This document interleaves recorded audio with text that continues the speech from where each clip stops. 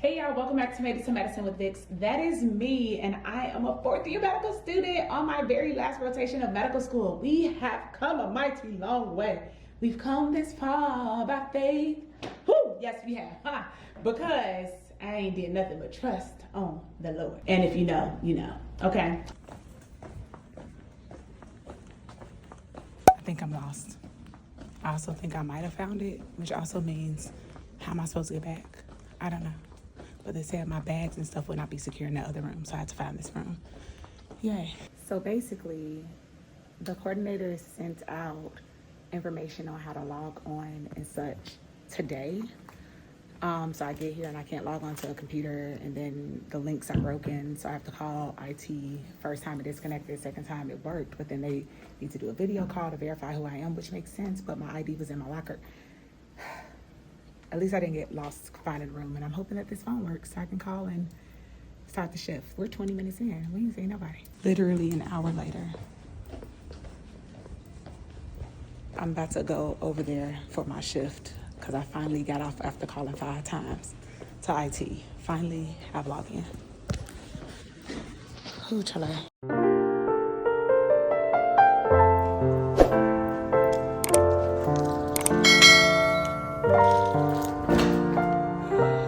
I'm so tired, it's not funny.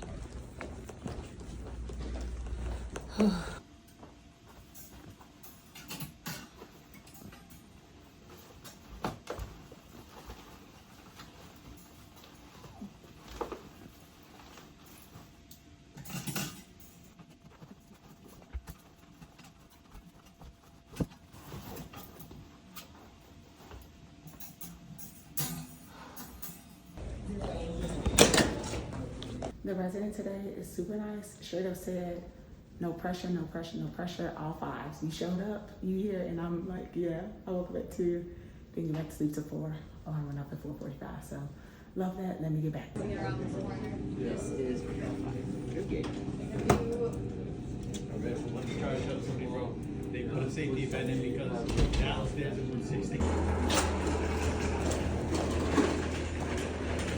Not me trying to be a good student and like come to the library and the hospital once I got off early, because it's where the coordinator said it was, and it's like a construction zone up here. I'm going home. I'll finish these emergency medicine questions when I get home, and I need to eat lunch. But shout out to my senior resident for telling me to head out. I love that. And we must also discuss all of the patients that I saw today, because very interesting bunch. Yeah.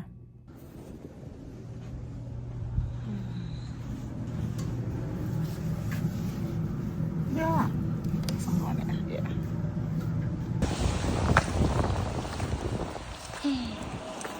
Oh, y'all gonna let me pass the sheet? I need everybody to calm down. Everybody, calm down. Man, listen, we love a resident who is adamant about sending you home early. Day 2 in a row. And I'm with them again tomorrow. Love, love, love. Like, the fact that I'm leaving early for the second day in a row, ooh, probably shouldn't have slammed my bag down like that, is amazing. I literally was like, hey, is it cool if in a few minutes, how did scarf go? Ooh. I was like, is it cool if in a few minutes I disappear to go eat my food? And they were like, girl, you got to go home. Just give me a second, let me go run and see your patient, and then you will be leaving. And I said, say less. So then when they came back, we sent another patient. They were like, well, why are you still here? Go. And I was like, oh, I wanted to tell you something. My assessment on that one patient who said that they were having chest pressure, I forgot to actually do a physical exam on that part. And I was like, it was reproducible to palpation, and the ECG was clear. It's likely costochondritis, muscular pain. They were like, okay, girl, we'll be here together tomorrow. We'll talk about it then. I'm like, okay, bye, going home now. So my second day of this rotation, we had a patient simulation, which is where we go to our simulation center. The first hour or so was an emergency medicine doctor lecturing us on dysrhythmia, so irregular heart patterns, and the treatment and diagnostics for said rhythms. And I was like, this is so great, because cardiology. I really wanted to do a cardiology rotation during my 4th year, and I'm lying. I didn't want to do it, but somebody at school really wanted me to do it, and I signed up, and then they canceled it because they were like, we're not taking students that block. So I'm just like, bruh, what are we doing? But the way that it keeps coming up, I'm like, I am grateful. So after we had this like rapid fire session with this doctor, then we had 2 simulation cases separated into 2 different teams, and we had to create a team leader, someone who's gonna call pharmacy, someone who's gonna talk to family or any other people coming in the room, someone does a physical exam. I was the one who was calling consults the entire time, so pharmacy, different teams in the hospital. And the second one of the workers at the simulation center, who me and that person, we didn't really see eye to eye a few months ago on a previous simulation, but this time they were like, you did great, like I heard you nailed that sim. And I was like, nah, not really. They were like, nah, they was talking about you did good. And I was like, okay, check me out. Is it even doctor? But then I went on Thanksgiving break and I was like, oh, this is amazing. Oh, at the last like hour or so we had, it was really like a breakdown of procedures. So intubation, trachea, ABG, which is just arterial blood gas and venous blood gas, and doing an echo of the heart, and I forget something else they did. I didn't go to all the stations because it was just based off of what your needs were. So now I'm back from Thanksgiving break, of which I didn't really study because I'm burnt out. It's at the end. I'm literally crawling to the finish line. And I'm really trying to stay focused, right? So today I got off shift early and I was like, bet, you know what? Let me go to the library at the hospital. Got to that floor, it was not a library, as y'all saw. So I came home and I knew I was gonna do this, not study immediately, but I just put in a solid 2 hours. And what I can say is you really see a myriad of things in the emergency room. I've seen traumas, someone come in literally due to a trauma, lacerations on the lip, head injury, syncopal patients, so basically they just passing out, losing consciousness, passing out, strokes or possible potential strokes. And in my hospital, we would activate, cold stroke and call the neuro team, but this hospital didn't have a neuro team on site, so we were the cold stroke team. And I was like, okay, let me think back to January when I did neurology. And obviously abdominal pain is a big one, which could be for so many reasons. I've had abdominal pain due to alcohol intoxication, abdominal pain due to choledocholithiasis, so basically gallstones.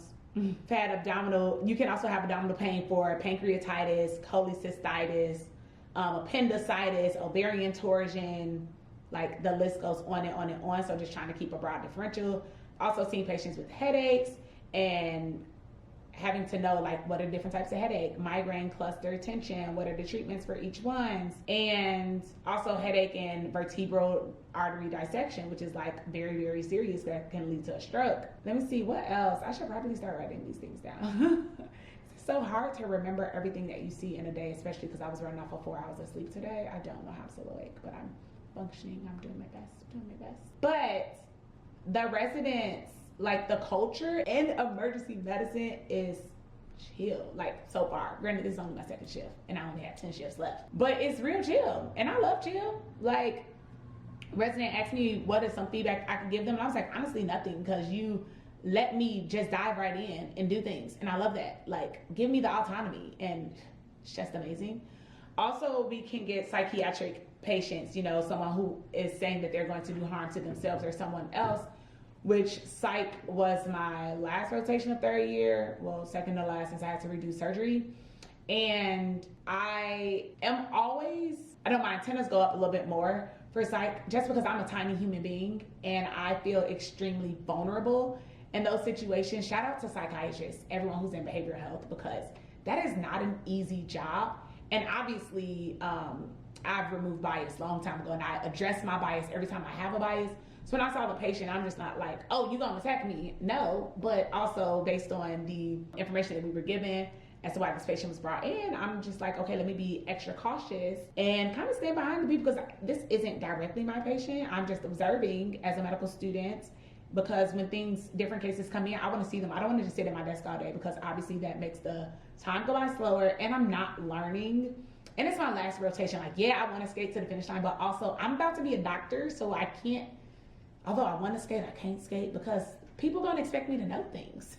And I would like to know things too. So that part is cool, and just always navigating the social determinants of health and acknowledging someone's, social status, economics, basically, like their financial status or financial barriers, and them working, like just so many different things. What are the things that you need, like Maslow's hierarchy for self-actualization? Like you need the basic needs first before you can build on anything else. So I will say nurses in the ED, chef's kiss. I was sent in a room today for a patient that just came in. I was like, oh, the patient is on the list. And they were like, yeah, they're not. So you just go right on in there and listen to the medics, their report that they're going to give to the nurses. And I'm like, okay. The paramedics gave their report before I could even intervene. The nurses start asking the HPI, history of present illness, like, what brought you in? You did this happen to you? You failed? Like, okay, do you recall what you were doing when you were falling? Did you lose consciousness? Do you remember the fall? All these different things. I'm just like, well, I don't have to ask anything because y'all did your big one. And I feel like that's a huge difference from being on the floors, because on the floors, it's really, we got to put in orders for any and everything we want the nurses to do.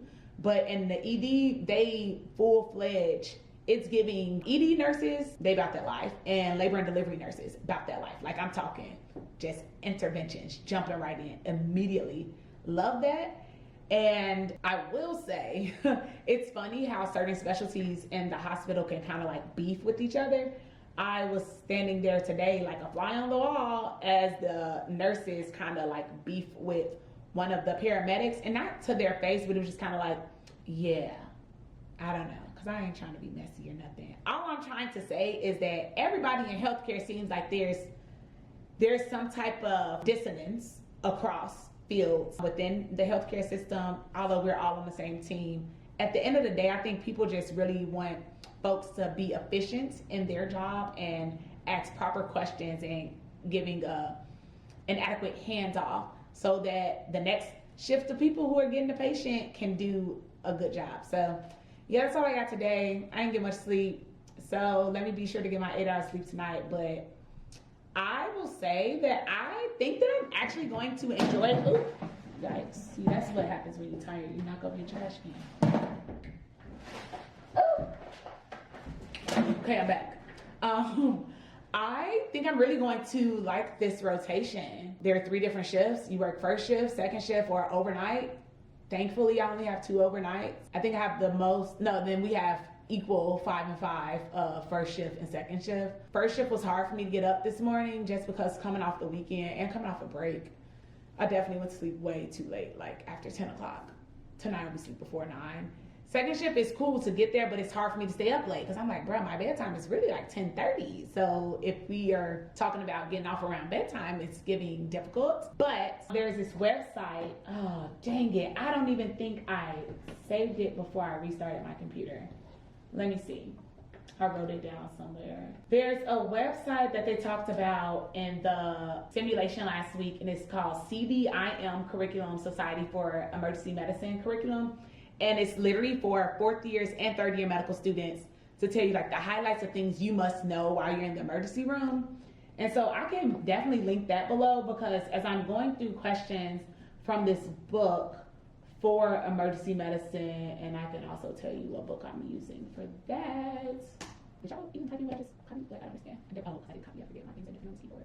Okay, so the look is CDEM curriculum, and yeah, they have a 4th year and a 3rd year, and they also have pediatrics emergency medicine on here. So for 4th year, they have the task force, report of the task force on National 4th Year Medical Student Emergency Medicine Curriculum Guide, and then a curriculum update and revision. Oh, this is an abstract, babe. I'm not looking at that. So here's the curriculum. They give you an approach to, it's a whole bunch of things under the approach to, right? But then you have cardiovascular, endocrine and electrolytes, environmental, GI, genitourinary, geriatrics, neurology, psychiatry, respiratory, and trauma. So those are like, look, y'all need to know these things. And I'm just like, those are a lot of things that I need to know. But the good thing is I have seen it all before. Probably not to the extent of the emergency room, but having enough.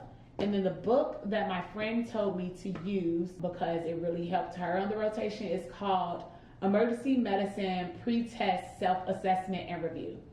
So I've completed the first section, which is cardiovascular, just reviewing it now to see, what are things that I remember, don't remember. And it really shows me I'm a true person with ADHD. I'm gonna take a picture and never look back at it again. The session from last week, definitely took a picture, ain't looked at nothing.